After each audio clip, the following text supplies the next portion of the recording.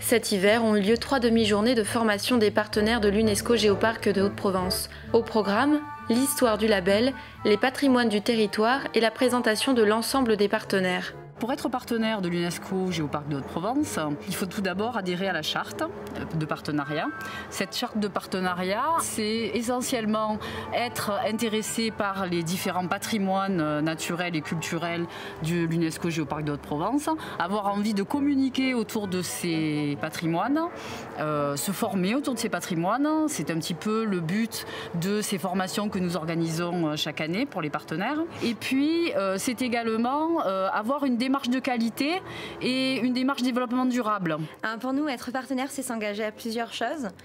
Donc déjà, c'est s'engager à fabriquer des produits avec des matières premières qui viennent du territoire du Géoparc UNESCO et également fabriquer ces produits sur le territoire UNESCO. On travaille finalement assez peu en France. Par contre, on travaille dans beaucoup de pays à l'étranger, surtout en Asie, donc au Japon, en Corée. On travaille aussi en Afrique du Sud, on travaille un peu de partout en Europe. Et c'est vrai que beaucoup de gens font de la lavande, mais on fait de moins en moins de la vraie lavande de Provence.